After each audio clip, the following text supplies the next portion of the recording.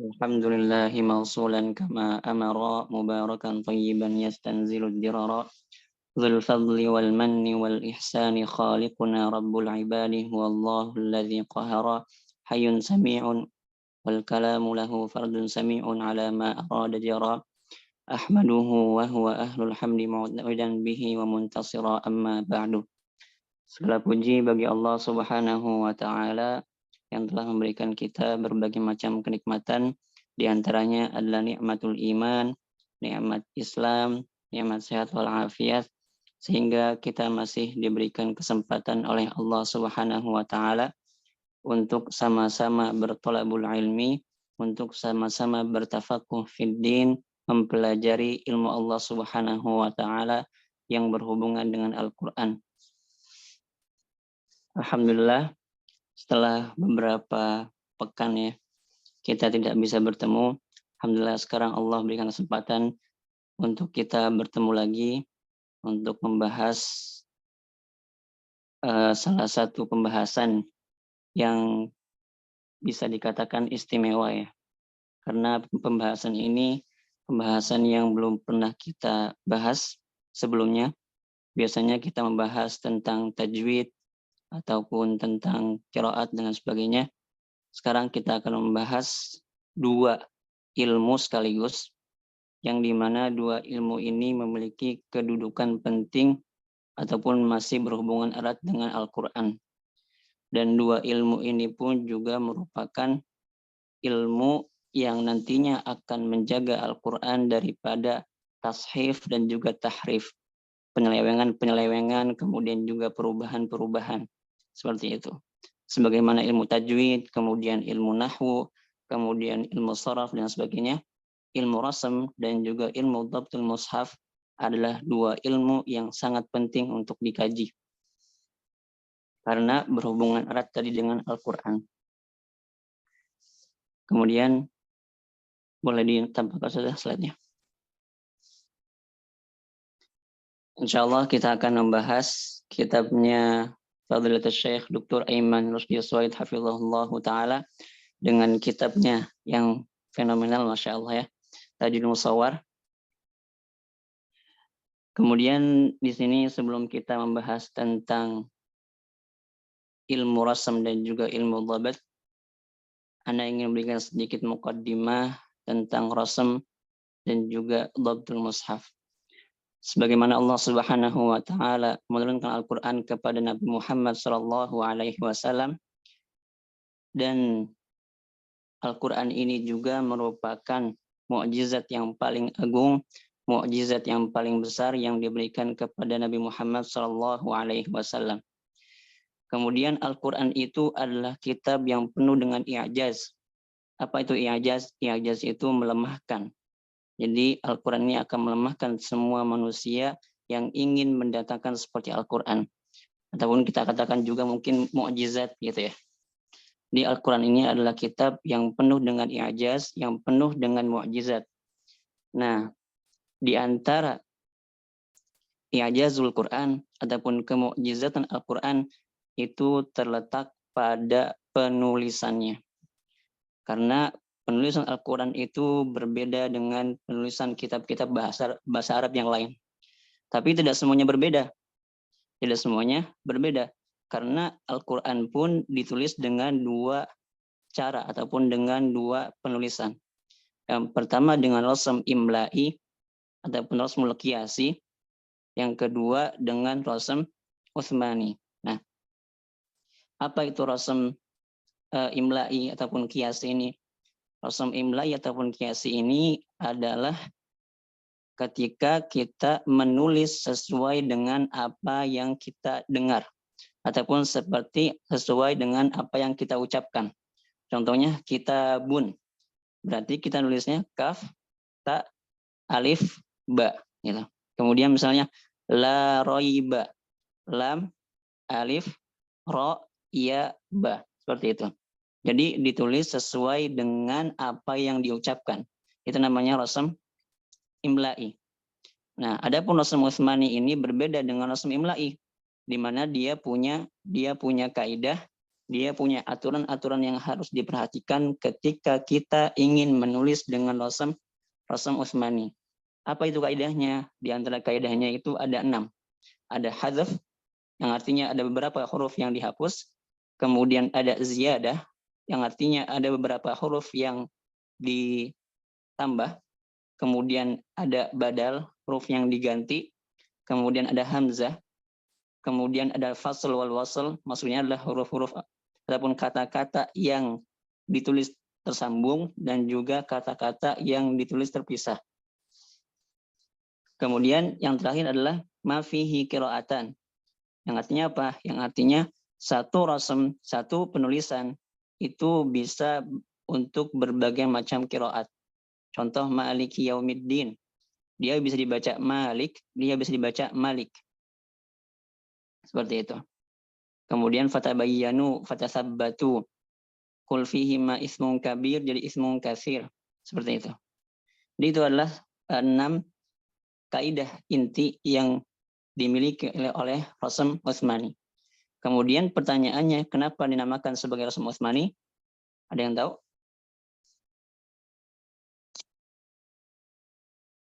Kenapa sih dinamakan rasam Utsmani? Ditulis pada zaman Khalifah Utsman. Ayo, jadi rasam Utsmani ini karena dinisbahkan ataupun disandarkan kepada Sayyidina Utsman ibn Affan radhiyallahu anhu, di mana beliau adalah seorang khalifah yang ketiga. Nah, ketika di zaman Sayyidina Utsman terjadi yang namanya Jam'ul Quran. Tapi Jam'ul Quran ini tidak hanya terjadi pada zaman Sayyidina Utsman. Terjadi juga yang pertama kali itu di zaman Rasulullah SAW. Kemudian yang kedua di zaman Abu Bakar As-Siddiq. Kemudian di zaman Sayyidina Utsman. Berarti di zaman Abu Bakar ini, di zaman Umar ini nggak terjadi Jam'ul Quran, tapi mushaf tetap dijaga di sana, tetap disimpan di Sayyidina siapa? Umar. Kemudian nanti dari Sayyidina Umar diberikan kepada Sayyidah Hafsah. Nah, dan masing-masing Jam'ul Quran di generasi ataupun di zaman tersebut itu berbeda sebabnya. Misalnya Jam'ul Quran pada zaman Abu Bakar karena takutnya ataupun karena banyaknya para qurra, para hufaz yang wafat di perang Yamamah gitu ya. Perang untuk melawan orang-orang murtad. Nah, adapun sebab yang terjadi pada zaman Sayyidina Utsman ataupun Jam'ul Quran pada zaman Sayyidina Utsman. Kenapa Al-Quran dikumpulkan pada zaman Sayyidina Utsman? Itu karena terjadi yang namanya fitnah besar. Apa itu fitnah besarnya? Ada yang tahu?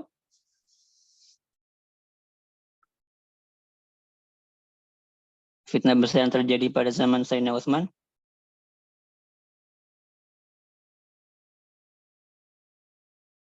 Sekarang kita merojaah ulumul Qur'annya. Karena ini masuknya kepada pembahasan ulumul Qur'an ya. Oke, ada yang tahu? Jadi fitnah besar yang terjadi di zaman Sayyidina Utsman itu adalah ikhtilaful qiraah, perbedaan bacaan. Ketika itu terjadi futuhat ataupun pembebasan ya, pembebasan besar-besaran ketika itu. Dan ketika itu terjadi perang ataupun pembebasan, pembukaan di Azerbaijan dan juga Armenia. Nah, ketika itu para muslimin yang berperang di peperangan Azerbaijan dan juga Armenia, mereka itu berbeda-beda bacaannya gitu kan. Mereka baca sesuai dengan apa yang mereka dapatkan, apa yang mereka pelajari dari guru-gurunya. Tapi hal itu malah membuat mereka itu saling berselisih, saling berdebat. Sampai mengatakan bacaan aku ini lebih baik daripada bacaan kamu gitu. Sehingga menyebabkan perselisihan dan juga perdebatan. Nah, kemudian hal ini diketahui oleh siapa? Oleh siapa? Umar, Ustaz. Diketahui oleh Sayyidina Hudzaifah bin Yaman, kan? Hudzaifah bin Yaman, kemudian akhirnya Hudzaifah datang kepada Utsman bin Affan mengatakan bahwasanya adrik hadhil ummah, katanya. Ketahuilah umat ini jangan sampai mereka itu berselisih bersitegang sebagaimana berselisihnya orang-orang Yahudi dan juga orang-orang Nasrani. Akhirnya setelah Sayyidina Utsman mendapatkan kabar seperti itu, beliau memerintahkan seorang pemuda yang bernama siapa?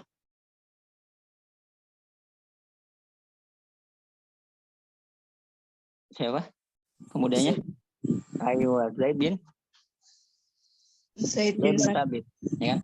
Seorang pemuda yang bernama Zaid bin Sabit untuk mengumpulkan Al-Quran, untuk jam'ul Quran. Kemudian di situ dibuatlah panitia, ya kan? Yang diketahui oleh Zaid bin Sabit. Kemudian dari situ mulailah dibuat lagi mushaf itu dicetak lagi ataupun diperbaiki lagi, disusun lagi, ditulis dengan rasam Utsmani ketika itu. Dan di mana ketika itu tadi sebelum mereka menyusun Al-Quran lagi, kemudian nanti akan diperbanyak, dinasakh gitu ya. Mereka meminta mushaf yang ada pada Sayyidah Hafsah, kemudian mereka ikuti gitu. Jadi ketika setelah selesai Jam'ul Quran pada zaman Abu Bakar As-Siddiq, mushafnya itu diberikan ke Umar. Nah, dari Umar ketika Umar wafat diberikan ke Hafsah. Nah, Hafsah ini sampai ke nanti setelahnya yaitu siapa? Sayyidina Utsman bin Affan gitu. Nah, kemudian akhirnya mushaf itu diperbaiki, kemudian dicetak, diperbanyak dan dikirim ke beberapa kota besar ketika itu. Para ulama berbeda pendapat, ada berapa mushaf yang dikirim ke beberapa kota besar ketika itu, ada yang bilang 6, ada yang bilang 7, ada yang bilang 5, tapi yang paling masyhur itu yang pertama ke Mekah, kemudian ke Kufah, ke Basrah, ke Syam, ke Bahrain, ke Yaman, dan terakhir dikirim ke Madinah dan dibagi dua. Yang dimana dikirim untuk masyarakat umum, kemudian yang kedua di mana mushaf ini yang dipegang oleh Sayyidina Utsman yang disebut sebagai Mushaful Imam. Gitu. Jadi ketika dikirim ke Madinah ada dua, untuk masyarakat umum sama untuk beliau sendiri. Jadi sebagai pegangan untuk beliau sendiri. Nah, gitu. Nah, kemudian di sini pertanyaannya, apakah mushaf yang ada pada zaman Sayyidina Utsman itu mencakup semua ahruf sab'ah? Karena kita tahu bahwasanya Al-Quran pertama kali turun itu turun dengan 7 huruf. Nah, apakah mushaf Utsmani ini juga mencakup 7 huruf ini? Ada 3 pendapat. Pendapat pertama itu pendapatnya Imam Thabari mengatakan bahwasanya dia itu tidak mencakup 7 huruf, tapi hanya 1 huruf. Karena tujuan Sayyidina Utsman itu ingin mengajak orang-orang untuk membaca dengan 1 huruf saja. Karena tadi fitnah itu pun terjadi karena banyaknya bacaan, banyaknya huruf gitu. Sehingga akhirnya Sayyidina Utsman juga hanya mengambil 1 huruf saja dari 7 huruf itu. Kemudian pendapat yang kedua itu pendapatnya Imam Ibnul Jazari mengatakan bahwasanya iya betul, mushaf itu hanya mencakup 1 huruf, tapi rosemnya itu mencakup semua huruf ataupun huruf sab'ah. Itu. Kemudian terakhir pendapat Imam Suyuti mengatakan bahwasanya iya betul gitu. Bahwasanya mushaf Utsman ini mencakup 7 huruf. Tapi pendapat yang paling banyak dipilih adalah pendapatnya Imam Ibnul Jazari rahimahullahu taala. Di mana mushaf itu mencakup 1 huruf tapi rasamnya penulisannya itu bisa mencakup 7 huruf gitu. Nah, kemudian kita langsung masuk ke itu sedikit perkenalan tentang rasam Utsmani gitu ya, seperti itu. Kemudian selanjutnya kita masuk kepada pembahasan kitabnya. Nah, di sini Dr. Aiman Rusdi Soid hafizahullahu taala mulai pembahasannya dengan mengatakan marahilu tatawuri kitabati wa dhabtil mushafis syarif. Jadi marahil, tahapan-tahapan perkembangan penulisan Al-Qur'an dan juga dhabtul mushafnya. Kutibal Qur'anul Karimu zamanan nubuwati khaliyan minan nuqati wasyakli wal hamazati ala adatil arabi fil kitabati anadzaka. Jadi Al-Quran itu ditulis pada zaman kenabian. Ketika Al-Quran itu turun pada zaman Nabi, khaliyan minan nuqat, itu enggak ada gitu ya. Terbebas daripada nuqat, titik untuk ta, untuk sa dan sebagainya. wasyakl, kemudian juga harokatnya, fathah, dhammah, kasrah, sukun, wal hamazat, dan juga hamzah gitu ya. Karena hamzah itu baru ada lambangnya di zaman siapa? Imam Khalil Ibni Ahmad Syekh Khalil Al-Farahidi. Ahmad Ya. Al-Farahidi. Tamam. Nah, ala adatil Arab fi kitabati anazaka. Kenapa khalian minal harokat gitu kan? Kenapa terbebas daripada harokat, kemudian titik, nggak ada hamzah dan sebagainya? Karena itu merupakan ada kebiasaan orang-orang Arab dalam penulisan ketika itu. Kenapa? Karena bangsa Arab itu dia bangsa yang lemah dalam penulisan. Bangsa Arab itu mereka terkenal dengan bangsa apa? Penghafal.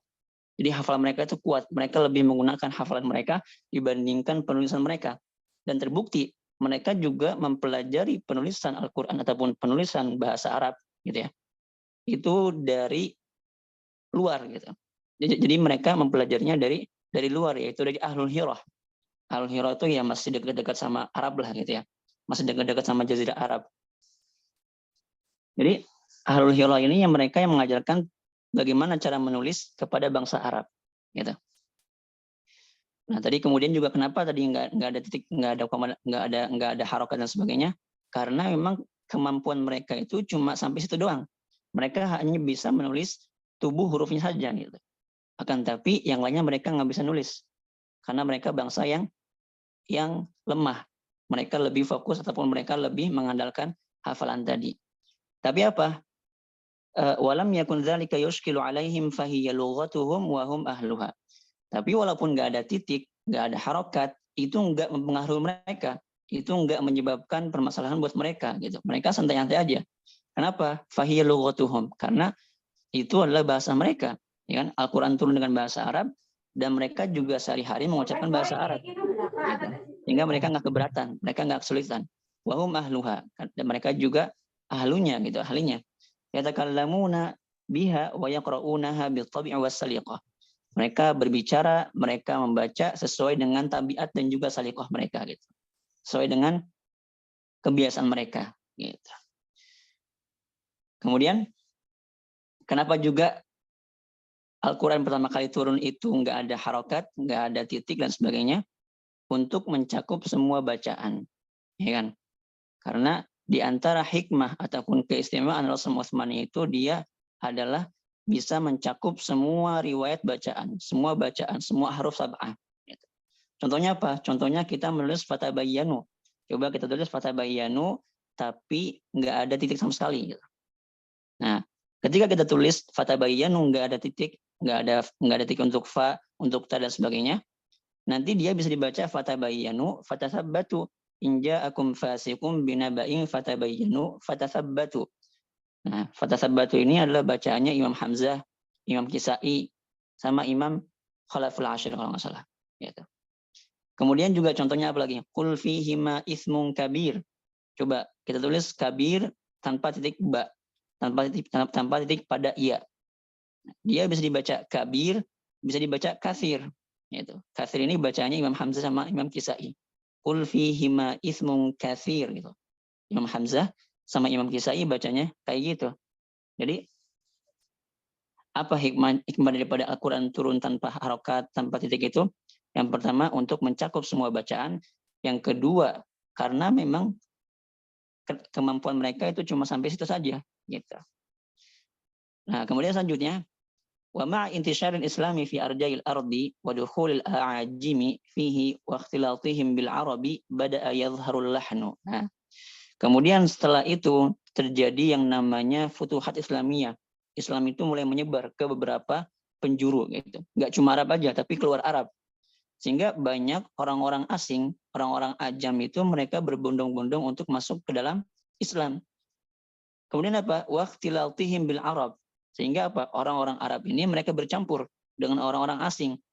Nah, bukannya mereka orang-orang Arab ini mereka bisa mempengaruhi, mereka malah terpengaruh gitu. Jadi mereka malah banyak melakukan kesalahan-kesalahan. Makanya bada'a yadhharul lahnu. Maka dari sini muncullah lahan. Apa sebabnya? Karena bercampurnya orang-orang asing dengan orang Arab. Sehingga orang Arab pun mereka terpengaruh dengan orang asing. bacaan mereka jadi banyak yang salah gitu. Lisan mereka jadi lisan orang-orang asing gitu. Lisanul ajam kalau bahasa ininya. Mimma da'al ulama ila wad'i alamatil i'rab, yang membuat para ulama itu meletakkan tanda-tanda untuk i'rab. Liyanhuwan nasu nahwaha, supaya supaya manusia itu mengikuti kepadanya gitu. Yang nanti akan kita kenal dengan namanya ilmu nahwu. Nahwu itu artinya diikuti gitu ya. Nah, faqama Abul Aswad Ad-Du'ali. Nah, kemudian siapa?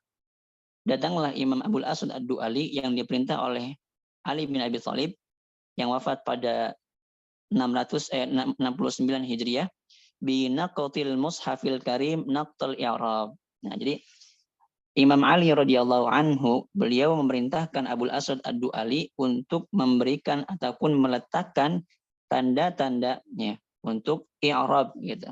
Karena kita tahu bahwasanya bahasa Arab itu tidak akan terlepas dari namanya i'rab. Apa itu i'rab? Perubahan harokat akhir suatu kata tergantung posisi dia ataupun tergantung amilnya gitu. Ketika maf'ul bih maka fathah, ketika fa'il maka dhammah dan sebagainya gitu. Nah, awalnya Abul Aswad Ad-Du'ali ini beliau nggak mau. Beliau enggan, beliau nolak karena ini adalah sesuatu yang baru. Dan beliau juga masih belum paham gitu kan gimana caranya. Tapi singkat cerita, ketika itu Abul Aswad Ad-Du'ali beliau melewati sebuah jalan, kemudian beliau mendengar seorang laki-laki membaca Annallaha bari'um minal musyrikin wa rasul apa? Yang benar apa? Annallaha bari'um minal musyrikin wa rasul apa? Wa rasulahu. Ah, wa rasuluhu, ya kan? Yang benar itu. Tapi laki-laki itu bacanya Annallaha bari'um minal musyrikin wa rasulih. Apa bedanya? Wa rasuli. Apa bedanya? Dari segi maknanya. Kalau kita baca Annallaha bari'um minal musyrikin wa rasuluh, itu artinya Allah dan Rasul itu berlepas diri dari orang-orang musyrik. Ya kan? Tapi kalau kita baca Annallaha bari'um minal musyrikin wa rasulih, artinya apa? Allah berlepas diri dari orang-orang musyrik dan juga Rasul. Na'udzubillah gitu. Nggak mungkin Allah berlepas diri dari para Rasul gitu. Sehingga di situ Abul Aswad Ad-Du'ali beliau menerima tawaran ataupun permintaan daripada Imam Ali radhiyallahu anhu untuk meletakkan tanda-tanda yang nanti akan memudahkan orang-orang untuk membaca Al-Quran, membaca bahasa Arab dengan baik dan benar. Kemudian apa? Faja'ala alamatal fathati naqtatan hamra fawqal harfil maftuh. Ataupun ke bawah lagi sudah.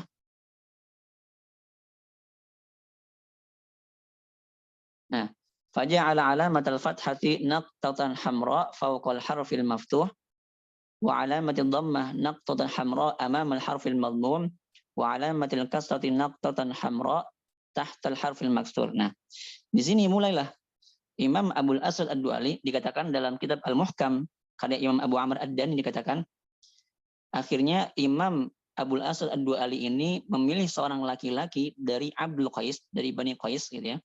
Kemudian beliau mengatakan khudhil mushafa wa sibghan yukhalifu launal midad. Beliau memerintahkan laki-laki itu untuk mengambil mushaf dan juga mengambil sibghan tinta. Yang apa? Yukhalifu launal midad. Kita tahu bahwasanya ketika Al-Quran ditulis itu ditulis pakai tinta warna apa? Warna? Warna apa? Al-Quran pertama kali ditulis pakai warna apa? Warna hitam kan? Hitam. Nah, makanya akhirnya Abul Aswad Ad-Du'ali, Abul Aswad Ad-Du'ali memilih warna merah supaya apa? Supaya nggak bercampur mana yang asli, mana yang bukan, ya kan? Mana yang dia itu rasam, mana yang bukan gitu. Akhirnya beliau memilih warna merah. Kemudian beliau mengatakan faidza fatahtu syafatayya fanquti wahidah fawqal harf. Kalau misalnya aku membuka mulutku, maksudnya fathah, kayak misalnya bilang ba, ta, maka letakkanlah titik merah itu di mana di atas huruf.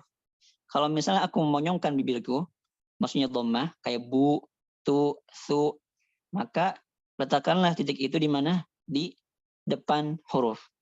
Dan kalau misalnya aku menurunkan rahang bawahku, artinya kasroh, kayak bilang bi, ti, si, maka letakkanlah titik merah itu di bawah huruf. Nah, kalau misalnya huruf tanwin, kayak misalnya kitaban, kitabun, maka apa? Letakkanlah 2 titik di bawah untuk kasrotain, kemudian di atas untuk fathatain, dan juga di depan untuk dhammatain. Jadi kalau tanwin itu diletakkannya 2 titik gitu, 2 titik merah seperti itu. Dan itu dimulai dari awal mushaf sampai akhir mushaf. Nah, ini yang namanya naqtul i'rab.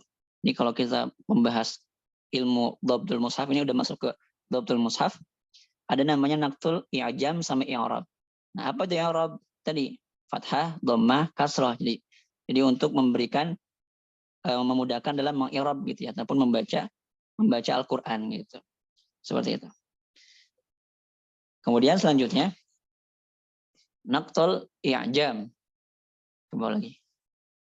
Nah, apa itu naqtul i'jam? Nah, di sini ke bawah lagi saya. Nah, naqtul i'jam, amma naqtul i'jab, ya, adapun naqtul i'jam fa huwa allazi furriqa bihi bainal mutasyabihati fil khatti. Nah, di sini enggak cukup gitu. Enggak selesai permasalahannya. Ketika Abul Asad Ad-Du'ali udah meletakkan tanda-tanda i'rab, fathah, dhammah, kasrah, tanwin, ternyata orang-orang asing itu mereka ada yang baca ba jadi ta, ada yang baca sa jadi ya misalnya, ataupun ada yang baca dal jadi za. Kenapa? Karena mirip kan? Karena antara dal sama za mirip, antara ba, ta, sa mirip, jim, ha mirip. Kalau orang Arab mereka walaupun nggak ada titik, mereka bisa baca. Mereka bisa mengerti sesuai dengan bentuk ataupun sesuai dengan apa yang mereka pahami gitu. Tapi kalau orang ajam, orang asing, mereka nggak paham. Mereka nggak paham. Sehingga di sini muncullah seorang ulama bernama siapa? Nasr ibni Asim al-Laythi yang wafat pada 90 Hijriah, di mana beliau mulai meletakkan tanda-tanda untuk ataupun ya titik gitu ya, tanda titik untuk membedakan antara satu huruf dengan yang lain, khususnya huruf-huruf yang mirip kayak dal sama za, kemudian ba, ta, sa, kemudian jim, ha, kha, ra sama zai, sin sama shin gitu. Dan pertanyaannya kenapa kok bisa mirip gitu? Kenapa kok bisa mirip antara ba, ta, sa, kemudian jim, ha, kha, dal, zal? Karena tadi orang Arab mereka mendapatkannya itu dari orang lain, dari ahlul hirah tadi kan. Ketika mereka ingin membuat ataupun ingin membuat huruf hijaiyah, ternyata hurufnya itu nggak cukup di ahlul hirahnya itu, jadi nggak beda gitu. Jadi yang di ahlul hirahnya lebih sedikit jumlahnya dibandingkan huruf hijaiyah orang Arab. Akhirnya ya mau nggak mau sama hurufnya gitu kan, bentuknya sama antara ba, ta, sa gitu. Kemudian naqatul huruf al-mutasyabiha, kemudian beliau meletakkan titik untuk huruf-huruf yang mirip bi khututin ma'ilatin shaghirah. Nah, dengan apa? Ini sebelum titik yang kita kenal sekarang itu bentuknya apa? Bi khututin ma'ilah, garis miring kecil. Shaghirah hatta la takhtalit ma'a naqtul i'rab. Kenapa? Kenapa ditulis pakai garis miring kecil, ya kan? Kenapa enggak ditulis pakai titik? Karena kalau misalnya ditulis pakai titik, nanti akan mirip, akan bercampur dengan naqtul i'rab kan? Karena ketika itu naqtul i'rab itu bentuknya titik merah, gitu kan? Kalau misalnya naqtul i'jam juga titik merah lagi, nanti sama dong gitu kan, mirip gitu. Makanya supaya beda, akhirnya diberi bentuknya itu garis miring kecil. Gitu. Nih, kalau kita lihat di ini ya, di gambarnya itu, coba ada yang bisa baca nggak? Di baris kedua coba. Ada yang bisa baca nggak?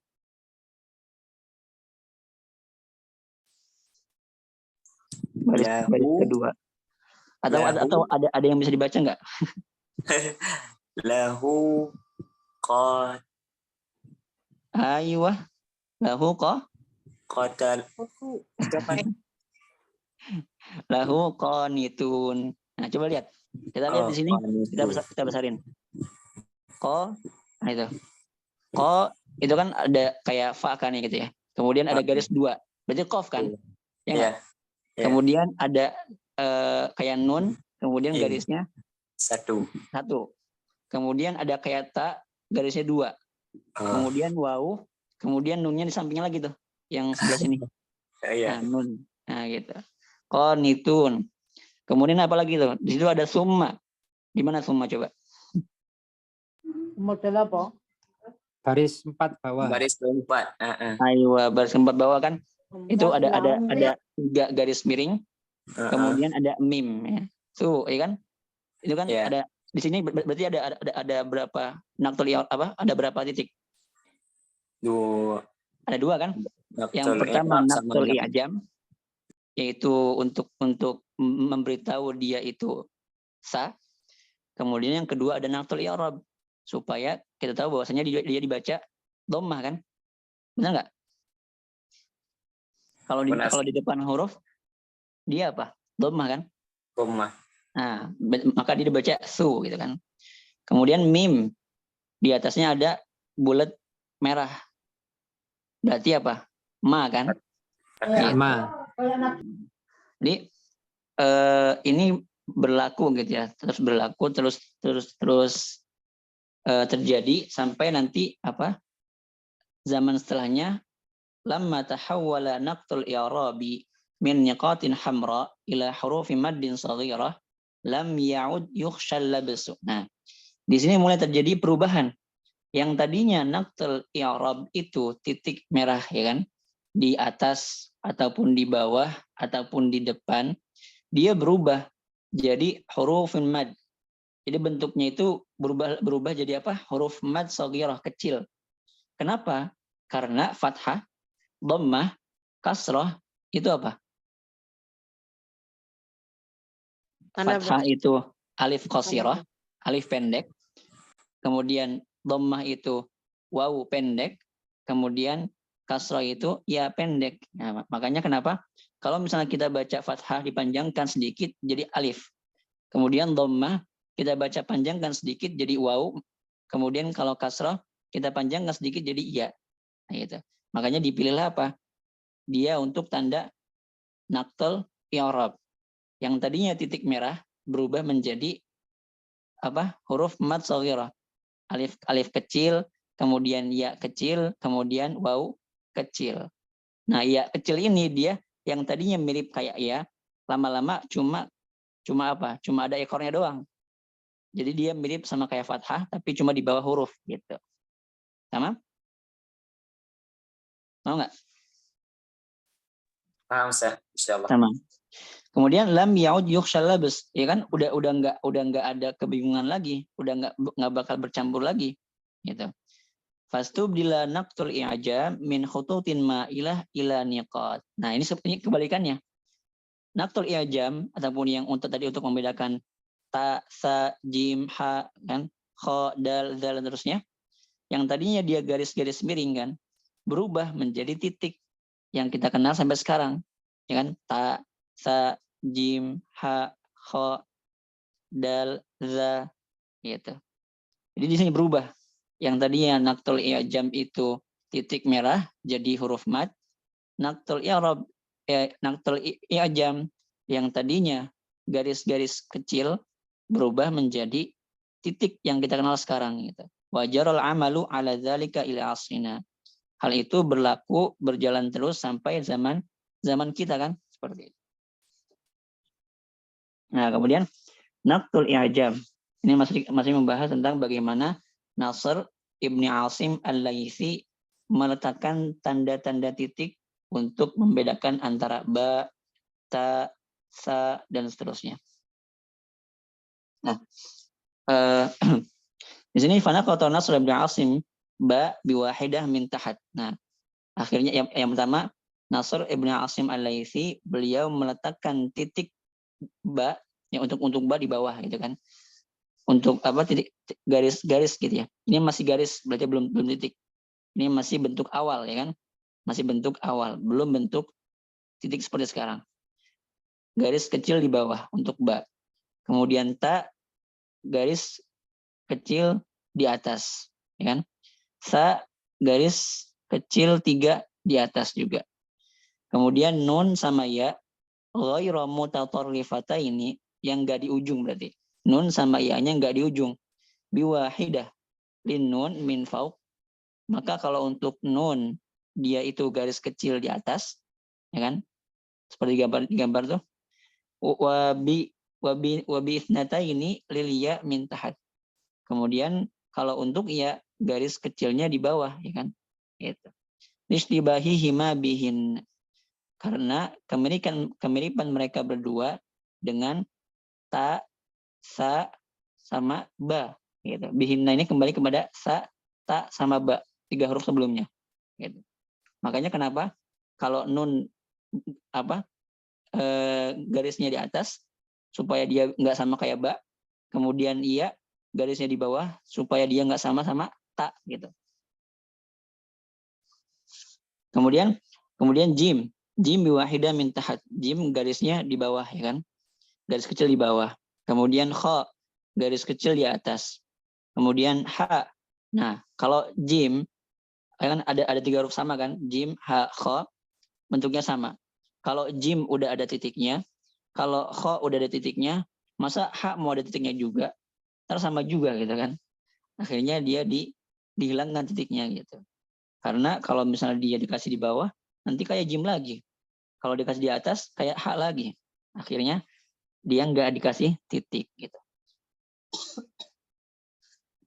Kemudian wana kota zal biwahida min fauq. Kemudian zal juga sama. Garis kecil di atas ya kan. Kemudian dal. Berarti kalau zalnya udah ada titiknya, maka dalnya nggak perlu dong gitu kan.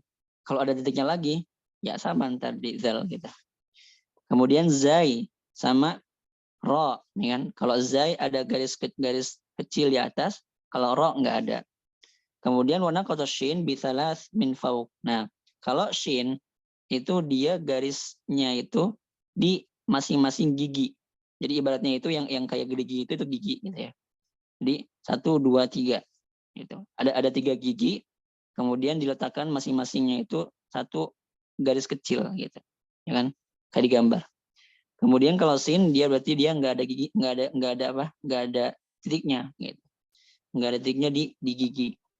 Warna kota dhad biwahida min fauq. Nah, kalau dhad dia itu ada garis kecil di atas, kalau sad nggak ada, ya kan? Kemudian kalau dha juga sama, ada garis kecil di atas. Kalau ta nggak ada berarti kan? Kemudian ghain ada garis kecil di atas. Kalau ain nggak ada berarti. Kemudian fa ghairu mutatarrifah biwahidah min tahat. Nah, kalau misalnya fa dia nggak di ujung, maka ada garisnya itu di bawah. Itu dulu tuh fa itu garisnya di bawah bukan di atas, gitu ya. Nah, malah qaf itu di atas gitu. Wana qatal qaf ghairu mutatarrifah. Kemudian meletakkan tanda titik untuk qaf yang bukan di ujung. Itu garis Garis kecil di atas. Berarti dulu tuh beda gitu ya.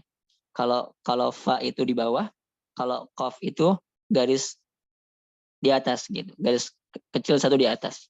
Nah, walam takunil kaf waqtaha tashtabihu bil lami fatarakaha muhmalah.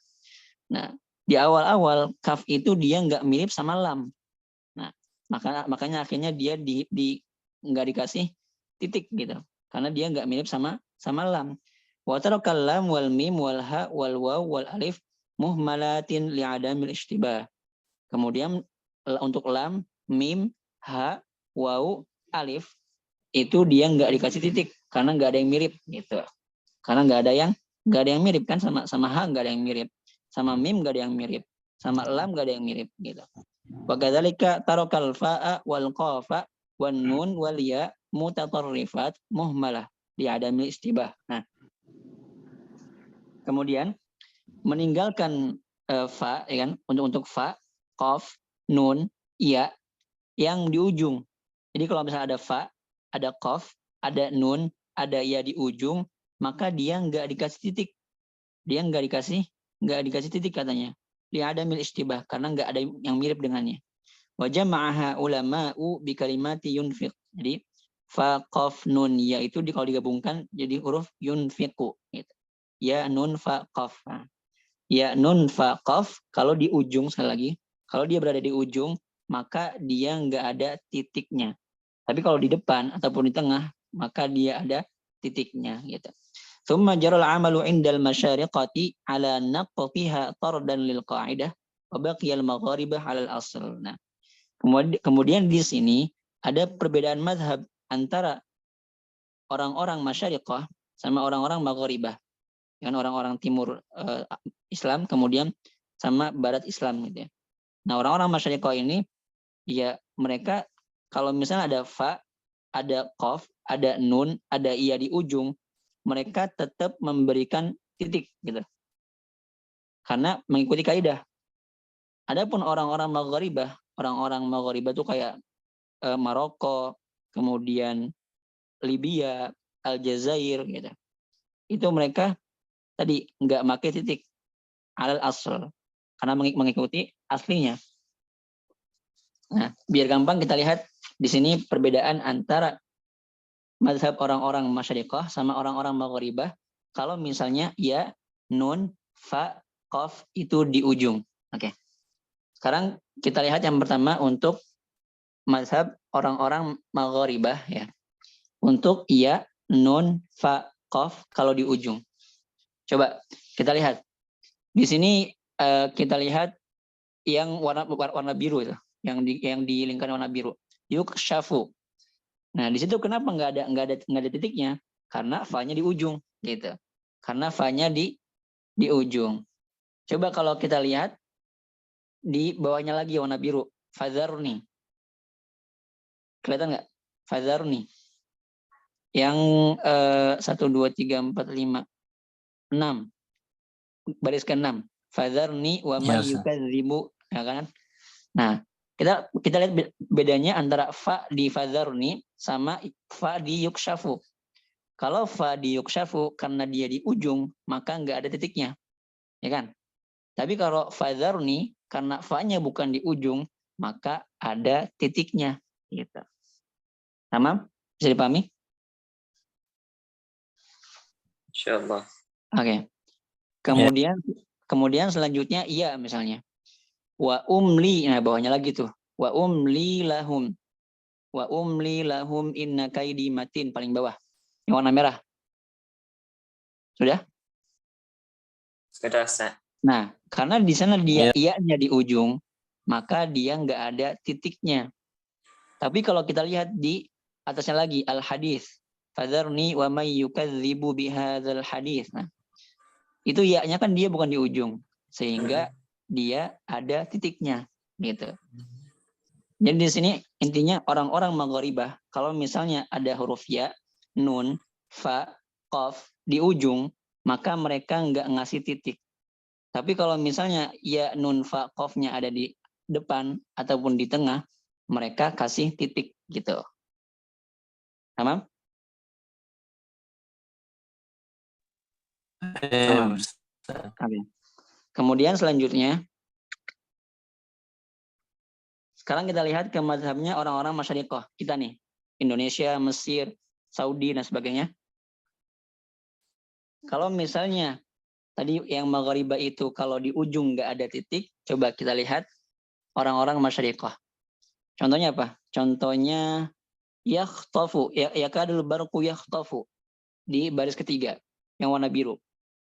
Ya kan, habis bil kafirin kan? Allahu muhitun bil kafirin, yakadul barqu yakhtafu. Kita lihat, fa-nya di ujung, tapi dia walaupun di ujung ada titiknya. Ya nggak? Betul nggak? Iya. Betul. Kemudian juga coba lihat di sumum bukmun umyun, coba. Yang paling atas warna merah. Nah, di situ iya-nya di ujung, tapi dia ada titiknya. Gitu. Jadi intinya kalau orang-orang masyariqah, mereka itu walaupun ya, nun, fa, qaf kafnya di ujung, di paling ujung, mereka tetap memberikan titik gitu. Kalau fa 1, kalau qaf 2 gitu. Kalau iya 2 di bawah, kalau qaf 2 di atas gitu. Memang kalau kita melihat mushaf Maghribah kayak mushaf riwayat Qalun, riwayat Warash, itu masih berlaku kayak gitu. Masih berlaku fa-nya itu apa namanya? Fa-nya itu di bawah ya kan? Titiknya di bawah. Kalau qaf itu titiknya di atas gitu. Itu masih berlaku. Kalau di mushaf orang-orang Maghribah gitu. Kayak riwayat Qalun, Warash gitu. Seperti itu. Sampai sini bisa dipahami? Insyaallah. Sama. Nah, sekarang kita masuk kepada bagaimana perkembangan penulisan huruf shin ya. Muyyizati shinu anis sini biwad'i nuqtati fawqa kulli sinnin min asnaniha. Jadi apa? Dibedakan gitu ya. Diistimewakan ataupun dibedakan huruf shin dengan huruf sin. Dengan apa? Biwad'i nuqtah. Dengan meletakkan titik fawqa kulli sin di di atas setiap gigi. Jadi kalau yang ada kayak gitu itu namanya gigi gitu. Yang kayak gerigi-gerigi itu namanya gigi kalau bilang. Min asnaniha, dari gigi-giginya. Berarti kalau misalnya ada 3 gigi dikasih 3 titik. 1, 2, 3 gitu. Untuk membedakan antara shin sama sin. Kalau dulu tadi sama. Tandanya masih garis miring kecil kan? Garis miring kecil. Thumma tawwaral khattatun, kemudian para khattat yang menulis mushaf itu, mereka mengembangkan gitu ya. Mereka mengembangkan kemudian juga memodifikasi an-nuqat ats-tsalas ila syaklihal harami kama narahul yaum. Yang tadinya titik apa? Lambangnya itu garis kecil ya kan di atas setiap gigi. Kemudian oleh para khattat yang menulis mushaf itu dikembangkan lagi. Jadi lebih bagus. Jadi apa? Jadi yang kita kenal sekarang seperti apa? Kristal gitu ya. Kayak kristal kan ya? Kayak apa?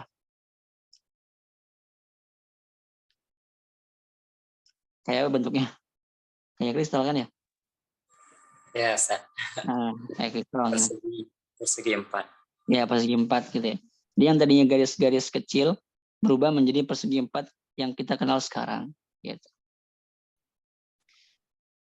Kemudian selanjutnya,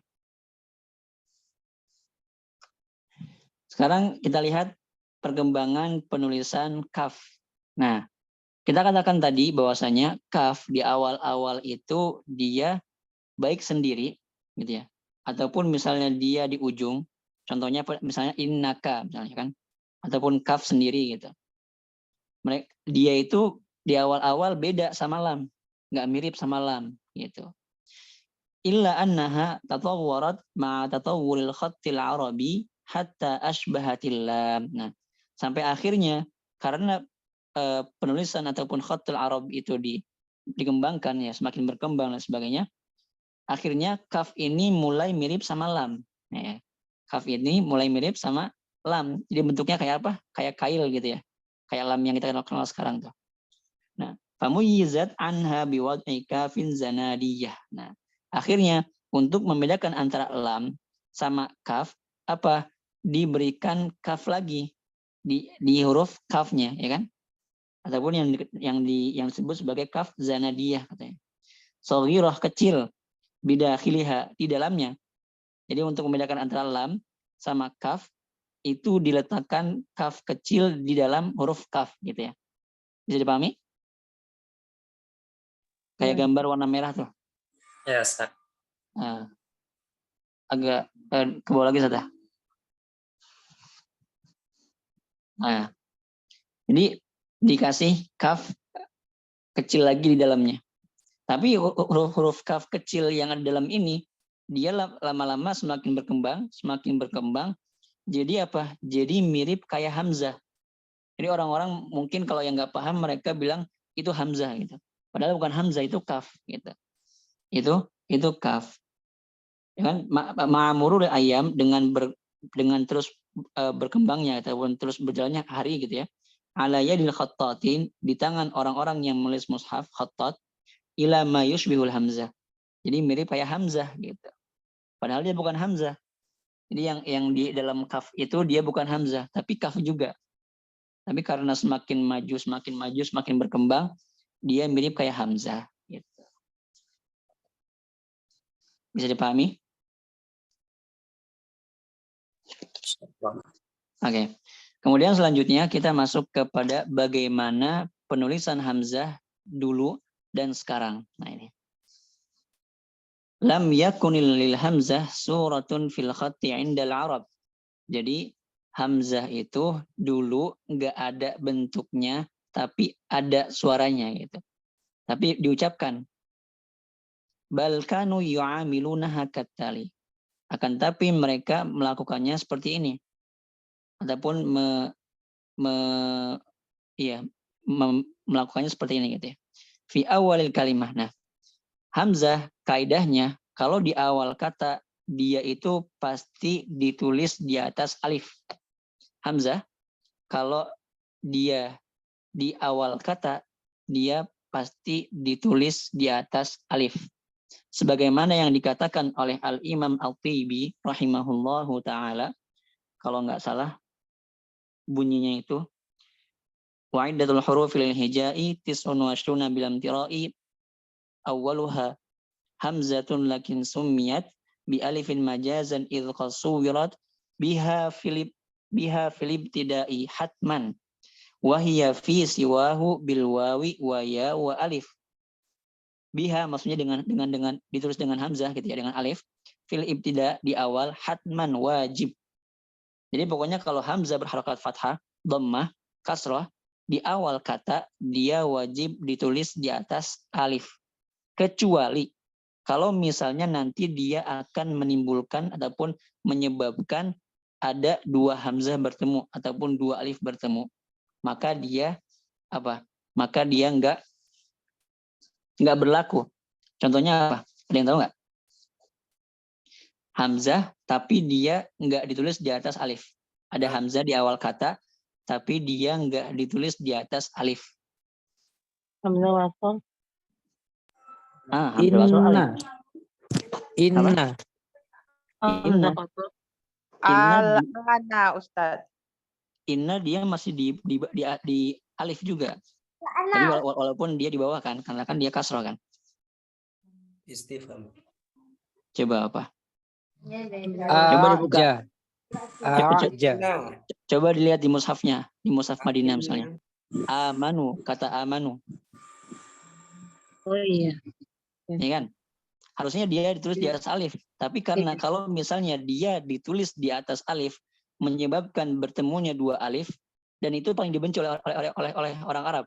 Jadi orang Arab itu mereka nggak suka kalau misalnya ada dua alif ataupun dua waw ataupun dua iya bertemu. Makanya mereka hanya mencukupkan dengan satu waw, satu iya, satu alif gitu. Contohnya di ayat yalwuna. Yalwuna.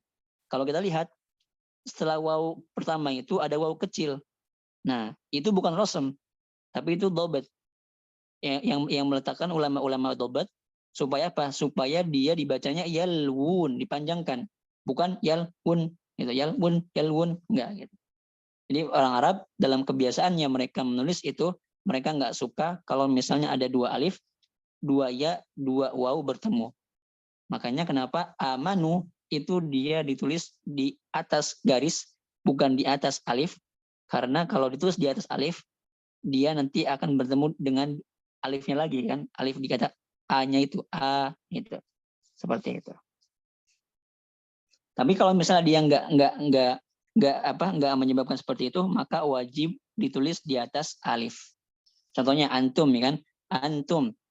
Ini di awal ataupun sekarang gitu ya. Karena tuktabu dulu ditulis antum. Cuma alif kemudian nun, kemudian ta, kemudian mim. Jadi nggak ada apa? Nggak ada lambang untuk hamzah. Karena dulu belum ditemukan. Gitu ya. Kemudian unzila sama juga. Dia cuma alif, kemudian nun, kemudian zal, kemudian lam. Kemudian idza. Nah kan dia dia nggak ada kepala ainnya yang kita kenal sekarang. Cuma alif, zal, alif gitu. Itu kalau misalnya hamzah di awal kata. Kalau misalnya hamzah di tengah kata ataupun di akhir kata, kanu yaktubunaha alifan aw wawan aw ya'an. Tadi sebagaimana dikatakan oleh Imam At-Tibi, siwahu bil wawi wa ya wa alif. Kalau selain di awal kata, kalau di tengah ataupun di akhir, maka dia kadang numpang di alif, kadang numpang di waw, kadang numpang di ya. Aula yaktubunaha, ataupun mereka enggak menuliskannya. Maksudnya apa? Maksudnya hamzah yang ditulis di atas garis. Contohnya sama ja. Nah, itu namanya hamzah yang ditulis di atas garis ala sator gitu ya. Tapi karena dulu belum ada lambang untuk hamzah, ya berarti nggak ada kan hamzahnya gitu. Layak tubunaha. Makanya mereka nggak menuliskannya. Wahiyallati naktubuha fil imla'il hadithi ala sator. Yang kita kenal dalam imla modern itu ditulis di atas garis. Contohnya apa? Ya murukum. Maka dia ditulisnya dulu ya murukum. Nah, oleh karena ini juga ada riwayat ataupun ada variasi bacaan lain yang bacanya ya murukum, muminun, muminin gitu. Karena memang dulu dia nggak ada hamzahnya, nggak ada tanda untuk hamzahnya. Maka dia dibaca ya murukum, ya kan, kayak Waras, kayak Susi, Abu Ja'far gitu. Kemudian mukminin dibaca muminin gitu. Dulu juga ditulis mim, wawu, mim, nun, ya, nun. Kemudian bi sama juga. Ba, kemudian cuma garis doang gitu kan. Sin sama ma. Karena dulu belum ada lambang untuk hamzah. Kemudian baro'ah juga, nah kan? Baro'ah karena dia hamzahnya di atas garis, maka dulu nggak ada hamzahnya. Gitu. Cuma ba, ro, alif, ta. Gitu. Tamam? Kemudian yatabawwa'u. Nah, karena dia ditulis di atas alif, maka dulu ya udah cuma ada alif doang gitu. Yatabawwa gitu. Kemudian lu juga sama. Dia cuma ditulis alif lam wawu lam wawu gitu. Yubdi'u ya badal ya jaa. Nah ini yang tadi yang kita bilang la yaktubunaha, mereka enggak menuliskannya. Nah, karena hamzanya sekarang ditulis di atas garis. Berarti kalau dulu ya enggak ada gitu kan. Enggak ada gitu. Nah, kemudian waqtara'a. Nah, di sini mulai menjadi apa ya? Mulai di sini mulai zaman kemasan mungkin bisa dikatakan ya, zaman kejayaannya orang Arab, bangsa Arab. Ketika datang seorang ulama yang bernama Imam Khalil Ibn Ahmad Al-Farahidi. Kalau nggak salah beliau ini di zaman dinasti Abbasiyah kalau nggak salah ya. Nah, beliau ikhtara'a, beliau menciptakan apa? Lambang untuk hamzah. Suratan lil hamzah, bentuk untuk hamzah, lambang untuk hamzah fil khat dalam penulisan. Hiya ra'su harfil aini litaqarubi makhrajil harfaini. Yang dipilih apa? Dipilih itu kepala ain. Jadi ada ain, cuma diambil kepalanya aja. Nah, itu lambang untuk hamzah. Kenapa harus kepala ain? Karena antara hamzah sama ain itu apa? Litaqarubi makhraj. Makhrajnya itu berdekatan. A gitu. Jadi Imam Khalil seperti itu. Beliau dikatakan dzaqal harf gitu, mencicipi huruf. Mirip nih. Ya, jadi akhirnya dipilihlah kepala ain gitu untuk lambang hamzah. Nah, dari sini dari munculnya Imam Khalil Ibn Ahmad Al-Farahidi, dulu bangsa Arab adalah bangsa yang paling lemah dalam penulisan, bangsa yang paling miskin dalam penulisan, menjadi bangsa yang paling kaya. Kenapa? Karena lambangnya aja bisa dibaca. Bayangkan. Dulu bangsa Arab adalah bangsa yang miskin dalam penulisan. Ketika datang Imam Khalil Ibn Ahmad Al-Farahidi, berubah. Bangsa Arab menjadi bangsa yang paling kaya. Saking kayanya, saking banyaknya dalam penulisan, lambangnya aja bisa dibaca. Coba kita lihat di zaman sekarang. Ada nggak bahasa yang dia bisa dibaca walaupun hanya bentuk lambang aja. Di lambang itu sudah dibaca. Ada nggak? Di bahasa Prancis, di bahasa Inggris, di bahasa Indonesia, nggak ada gitu. Tapi bangsa Arab, di bahasa Arab, lambang aja bisa dibaca. Contohnya apa? Imalah, ada bacaannya E. Taklil, ada bacaannya E. Kemudian apa lagi? Fathah, A. Kemudian dhammah, U. Kemudian apa lagi? Banyak gitu. Tashil juga, A. Jadi di sini mulai berubah nih. Bangsa Arab menjadi bangsa yang paling kaya, bahasa yang paling kaya. Gitu. Karena peran daripada Imam Khalil ibn Ahmad al-Farahidi rahimahullahu ta'ala. Insya Allah ya.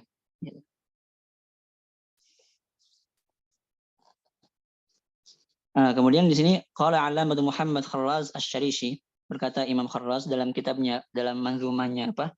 Mauridul Zam'an, wa khussatil ainu lima bainahuma min syiddati wa qurbi makhrajaihima. Dan dikhususkan untuk hamzah itu apa? Ain, kepala ain gitu ya.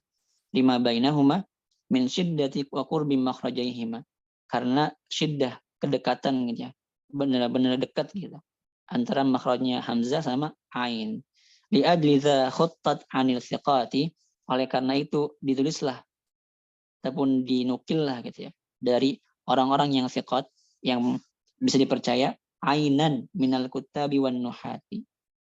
Ya, dipilihlah apa? Ain minal kutabi, dari para penulis, dan juga nuhah, para ulama nahwu, seperti itu. Nah, kemudian selanjutnya terakhir ini untuk huruf ya. Marahil tatawwuri kitabati hurufil itbaq. Sekarang kita masuk kepada perkembangan apa? Tahapan perkembangan penulisan huruf itbaq. Shad, ta, dad, ta sama dha, ya kan? Ada 4 huruf. Nah, di awal huruf shad, huruf dad, huruf ta, huruf dha itu dia sama gitu ya. Kanat huruful itbaq al-arba'ah tuktabu mutamasilatan fil khatti idza ittasalat bima ba'daha. Ditulis mirip dalam penulisan apabila dia bersambung dengan huruf setelahnya gitu. Wa kana tafriqu bainaha bisaliqati wa hasbas siyaq. Lalu bagaimana mereka orang Arab bisa membedakan antara shad, antara dad, antara ta, antara dha? Apa? Bisaliqah, dengan kebiasaan mereka. Karena itu sudah menjadi kebiasaan mereka. Wa hasbas siyaq, dan tergantung bentuk kalimatnya, ya kan, bentuk katanya. Kemudian thumma furriqa baina shad wa dad min jihatin wa baina ta wa dha min jihatin ukhra bitatwili sinnati ta wa dha. Nah, kemudian selanjutnya dibedakan antara huruf ta, ya kan, dengan dha, kemudian dengan shad, dengan dad. Kalau huruf ta sama huruf dha itu dipanjangin sedikit lagi. Dipanjangin, ya kan, yang kita lihat garis warna merah ke atas tuh. Ini dikasih kayak buntut lagi gitu, panjangin lagi gitu. Bitatwili, dengan memanjangkan sinnah garisnya itu kan, untuk huruf ta dan juga dha. Kalau shad sama dad enggak, dia enggak dipanjangkan gitu. Kalau misalnya dipanjangkan mirip semua terjadinya gitu kan. Jadi akhirnya dipilihlah ta dan juga dha garis panjang lagi gitu. Untuk membedakan antara dia dengan shad dan juga dad. Tsumma furriqa bainal arba'ah bin naqti dhadi wa dha. Kemudian setelah itu dibedakan antara dad sama dha. Yaitu apa? Dari segi titiknya. Kalau dad dia enggak dipanjangkan tapi ada titiknya. Kalau dha itu dia dipanjangkan dan juga ada titiknya. Seperti itu. Gimana, mau dilanjut?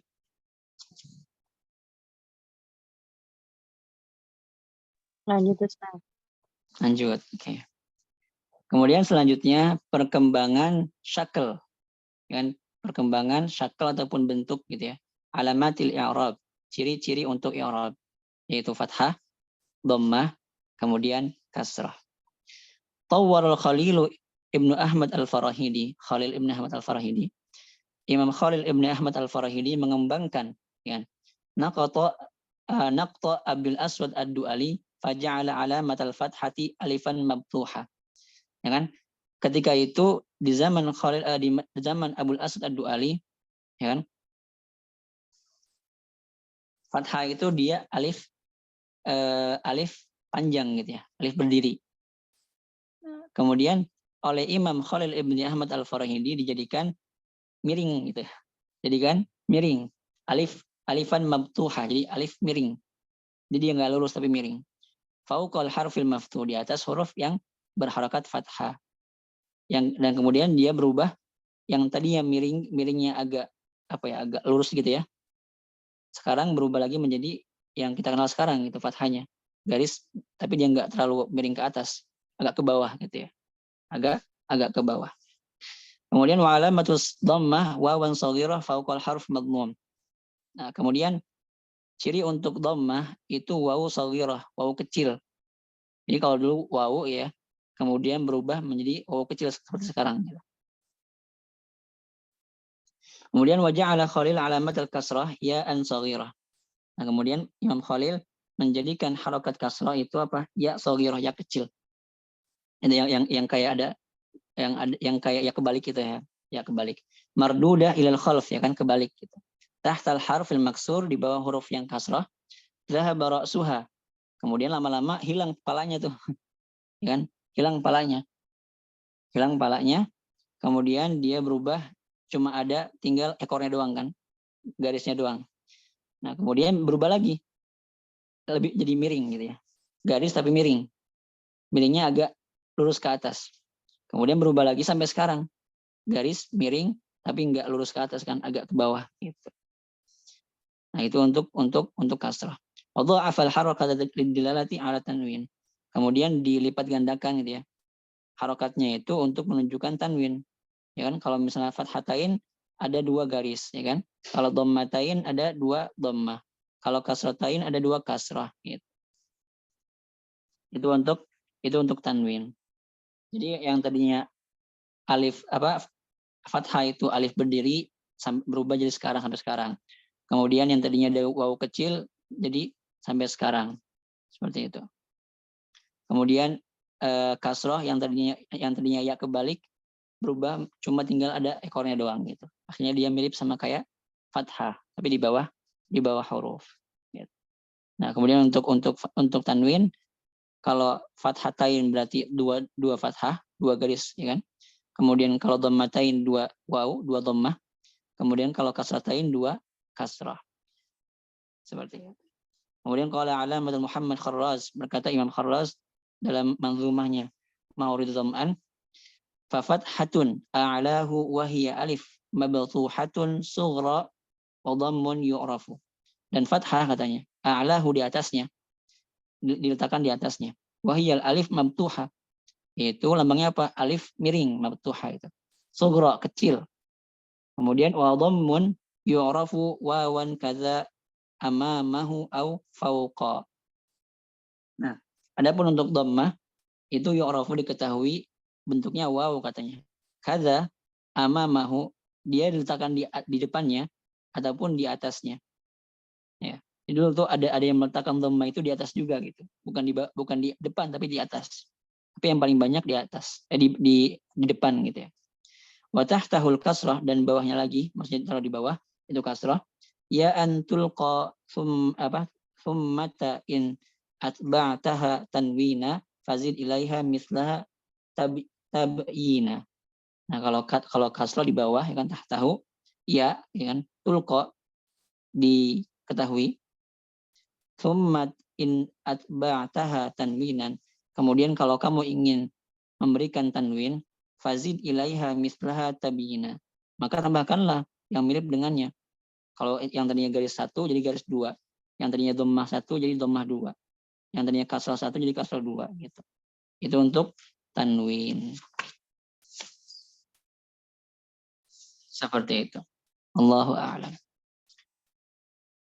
Mungkin kita cukupkan dulu pertemuan kita pada malam hari ini.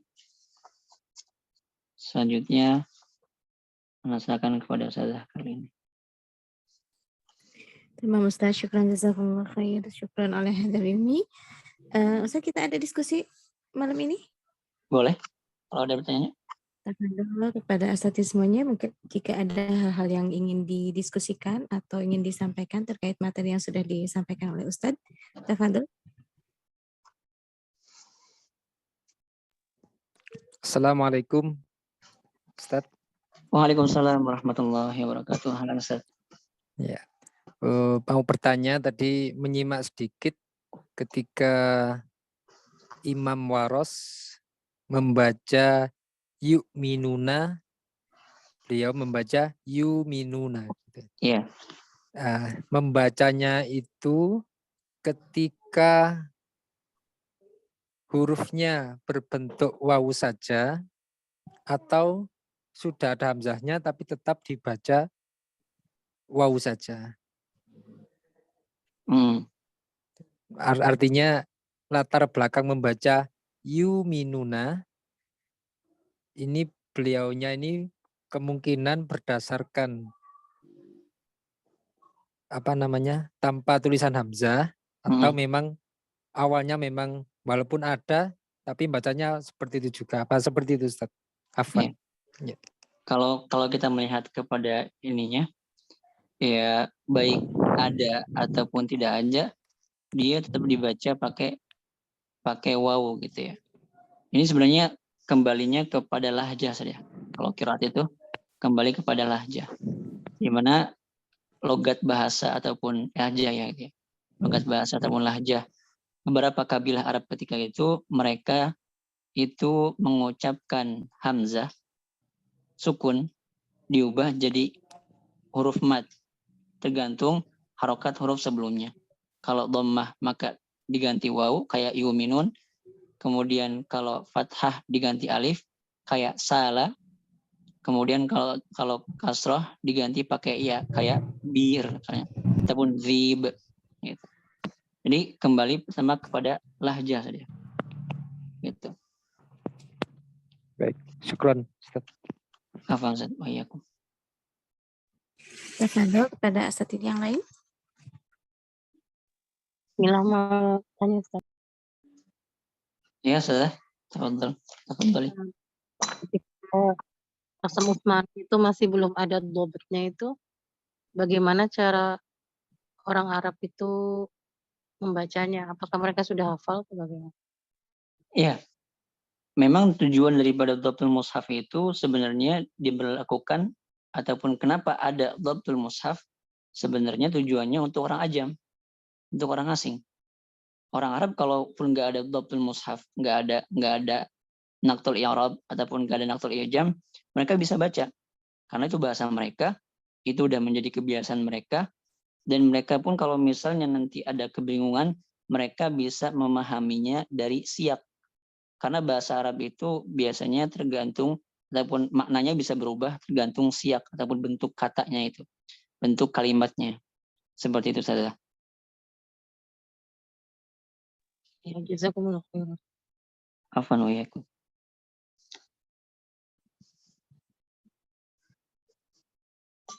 Silahkan kami beri kesempatan kepada asatidz yang lain.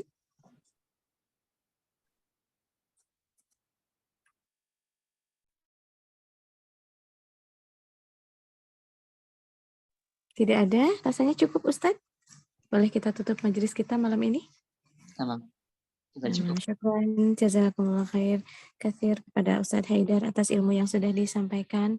Semoga menjadi amal jariah yang selalu mengalir bagi Ustadz, kedua orang tua Ustadz, guru-guru Ustadz, dan juga menjadi keberkahan. Dan juga syukran jazakumullah khair kepada asatidz semua yang sudah bergabung di majelis tajwid dan qiraat malam ini. Mudah-mudahan ilmu yang sudah diterima menjadi keberkahan bagi kita semua. Baik asatidz semuanya, untuk menutup majelis kita di malam ini, kita sama-sama mengucap hamdalah, istighfar, dan doa kafaratul majelis.